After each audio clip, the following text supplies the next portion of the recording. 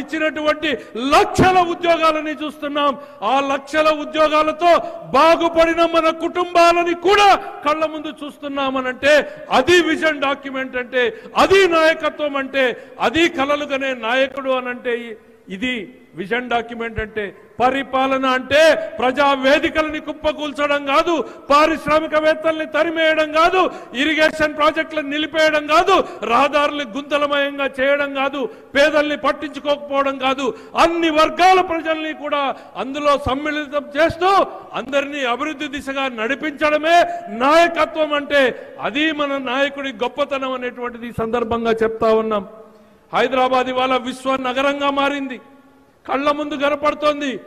ఆయన ఒక యోగిలాగా నిర్లిప్తంగా ఇవాళ కూడా మళ్ళీ ఈ రాష్ట్రాన్ని ఎట్లా పునర్నిర్మించాలనేటువంటి లక్ష్యం వైపు అడుగులేస్తున్నటువంటి ఆ నాయకుడిని చూస్తే చేతులెత్తి నమస్కరించాలనిపిస్తుంది. 6 నెలలుగా నేను చాలాసార్లు చెప్తా ఉన్నాం, మనం అందరం కూడా 7 గంటలకు ఆఫీస్ వదిలేసి 8 గంటలకు భోంచేసి 9కో 10కో టీవీ చూసి పడుకుంటే ఒక్క మనిషి మాత్రం ఈ రాష్ట్రం కోసం పనిచేస్తూనే ఉన్నాడు. సెక్రటరేట్లోనే భోంచేస్తాడు ఆయన. ఎంతమందికి తెలుసా నేను అడుగుతా ఉన్నా. ఎన్నిసార్లు ఆయన రాత్రి డిన్నర్ని సెక్రటరేట్లో తిన్నాడో ఒక్కసారి తెలుసుకోండి. ఎవరి కోసం, ఏమొస్తుంది ఆయనకి, దేనికోసం ఆయన తపన పడుతున్నాడు, ఎవరి కోసం ఆరాట పడుతున్నాడు? మన కోసం, మన పిల్లల కోసం, వారి భవిష్యత్తు కోసం ఆయన ఆరాట పడుతున్నాడు అనేటువంటిది ఈ సందర్భంగా చెప్తా ఉన్నా. ప్రతిరోజు ప్రతి నిమిషం కూడా ఆయన ఆలోచనలు ఒకటే ఉన్నాయి. ఈ జీవితం అనేటువంటిది ఈ ప్రజలకు అంకితం, దీని ద్వారా ప్రజల జీవితాల్లో వెలుగులు ఎట్లా నింపాలి అనేటువంటిది ఆయన ఆలోచన. మనం ఆలోచిస్తే మన గురించో, మన మిత్రుల గురించో, మన కుటుంబం గురించో, మన పిల్లల గురించో ఆలోచిస్తాం. కానీ మన కుటుంబాలన్నింటి గురించి ఆలోచించే నాయకుడు మన చంద్రబాబు నాయుడు అనేటువంటిది ఈ సందర్భంగా చెప్తా ఉన్నాం. అట్లాంటి నాయకుడు ఉన్నందుకు తెలుగు జాతి గర్వించాలి అనేటువంటిది కూడా ఈ సందర్భంగా చెప్తా ఉన్నాం. అసలు విజన్ డాక్యుమెంట్ ఆయన వెళ్తున్నటువంటి తీరును చూస్తే ఇది ప్రస్తుతమో అప్రస్తుతమో నేను చెప్పలేను. జాతీయ స్థాయిలో మేధావుల్ని కూర్చోబెట్టుకుని మాట్లాడుతూ ఉంటే ఒక 4 గంటలు సుదీర్ఘ కసరత్తు జరిగిన తర్వాత ఏ భోజన విరామం ఇస్తే వాళ్ళు మాట్లాడుకునేటువంటి మాటలు వింటే గర్వంగా ఫీల్ అవుతాం, ఇట్లాంటి నాయకుడి దగ్గర పనిచేస్తున్నామా అని. వాళ్ళు కూడా ప్రపంచాన్ని చూసి ప్రపంచంలో ఉన్నటువంటివి తెలుసుకుని గొప్ప కన్సల్టెంట్లని, గొప్ప మేధావులుగా ఉన్నటువంటి వాళ్లే చంద్రబాబు నాయుడు గారు ఆ ప్రజెంటేషన్లో లోపాలను ఎత్తి చూపిస్తూ మరింత మెరుగ్గా ఎట్లా చేయొచ్చు, ప్రజలకు మరింత ఎట్లా ఉపయోగపడాలి ఉండాలి, ఎంత ప్రాక్టికల్గా ఎలా పోవాలి, భవిష్యత్ ఎట్లా ఉంటుంది అనే విజన్ని చేసి చెప్తా ఉంటే వాళ్ళు మాట్లాడతారు. ఇది it's a opportunity to work with leader like Chandrababu అనేటువంటిది మాట్లాడు. ఇదేదో నేను ఆయన గొప్ప కోసం చెప్పడం లేదు, సమాజానికి తెలియాలి. ఆయన పడుతున్నటువంటి కష్టం ఇవాళ సమాజానికి తెలియాలి. ఆయన ఏం పబ్లిసిటీ కోరుకోవట్లేదు. ఆయన 14 సంవత్సరాలు ముఖ్యమంత్రిగా, ప్రతిపక్ష నేతగా, మళ్ళీ ముఖ్యమంత్రిగా ఆయన ఇంకా వ్యక్తిగతంగా సాధించాలనుకునేటువంటిది ఇంకేమీ ఉందని నేను అనుకోను. ఒకే ఒక లక్ష్యం, ఈ రాష్ట్రాన్ని మళ్ళీ నంబర్ 1గా నిలబెట్టాలి అనేటువంటి దిశగానే ఆయన ప్రయత్నాలన్నీ కూడా సాగుతూ ఉన్నాయి. దానికి తోడుగా నేను కోరుతున్నా, ఇక్కడ జిల్లా కలెక్టర్లు ఉన్నారు, ఎస్పీలు ఉన్నారు, పారిశ్రామికవేత్తలు ఉన్నారు, రైతన్నలు ఉన్నారు, మా అక్క చెల్లెళ్ళు ఉన్నారు. మనం అందరం కూడా నాయకుడు చెప్పేటువంటి మాటల్లో తూచ తప్పకుండా పాటిద్దాం, అడుగులో అడుగేసి కలుద్దాం, చెప్పినవన్నీ చేద్దాం, రాష్ట్రాన్ని పునర్నిర్మించుకునే దిశగా మనం ముందుకు పోతామనేటువంటి చెప్తా ఉన్నాం.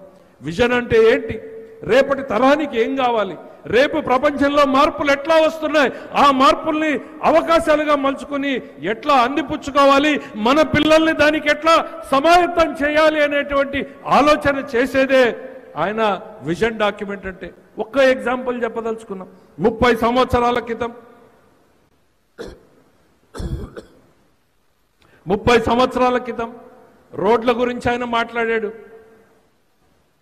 ఐటీ గురించి మాట్లాడాడు, బీటీ గురించి మాట్లాడాడు, డ్రిప్ గురించి మాట్లాడాడు. ఆ పెద్ద డాక్యుమెంట్లో ఒక 4 అంశాలని మాత్రమే ఇవాళ చెప్తున్నాం.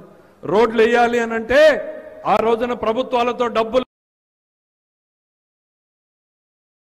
ఆలోచన. ఆ రోజు ప్రధానమంత్రి గారిని అంటే దేశానికి కూడా ఆయన ఎట్లా ఉపయోగపడతాడో కూడా తెలియజెప్పాలి. What Chandrababu thinks today the nation thinks tomorrow అనడానికి ఒకటి కాదు 100 ఎగ్జాంపుల్స్ నేనే ఇవ్వగలను అనేటువంటి నేను ఇవాళ చెప్తా ఉన్నా. అందులో నుంచే ఒక 3 మాత్రమే చెప్పదలుచుకున్నాం. రోడ్లు వేయాలి అని అంటే మన దగ్గర డబ్బులు ఎక్కడున్నాయన్నారు. ఆయన ప్రవేశపెట్టిందే ఇవాళ ఆ రోజున నేషనల్ క్వాడ్రాంగిల్ అని మొదలు పెట్టారు. చతుర్భుజో అష్టభుజం ఏదో మొదలు పెడితే దేశవ్యాప్తంగా ఫస్ట్ నేషనల్ హైవేలు తయారైనాయి. అది ఇవాళ విప్లవాప్తంగా దేశాన్ని మొత్తం కూడా చుట్టేసింది. 1000 కిలోమీటర్ల రోడ్ల నేషనల్ హైవేలు వేయగలుగుతున్నామంటే మెరుగైనటువంటి సౌకర్యాలను ఇస్తూ ఎట్లా ప్రభుత్వానికి భారం పడకుండా ఒక విధానం ద్వారా రోడ్లు వేయొచ్చో చేసి చెప్పినటువంటి వ్యక్తి, చేసి చూపించినటువంటి వ్యక్తి. మొట్టమొదటి రోడ్డు కూడా ఆ రోజున నెల్లూరు తడా వద్ద ప్రారంభం చేసినటువంటి వ్యక్తి. ఇది విజన్ అంటే, ఇది విజన్ ని కార్యరూపం దాల్చడము అనంటే. ఇక ఐటీ గురించి నేను ఎంత తక్కువ చెప్తే అంత బెటర్. మన పిల్లలే ఇవాళ మనకు సజీవ తార్కాణాలు. డ్రిప్ గురించి నేను 2 ముక్కలు చెప్పాలనుకున్నా. 30 సంవత్సరాల క్రితం ఈ దేశంలో డ్రిప్ గురించి ఎవరైనా ఆలోచించారా నేను అడుగుతా ఉన్నా.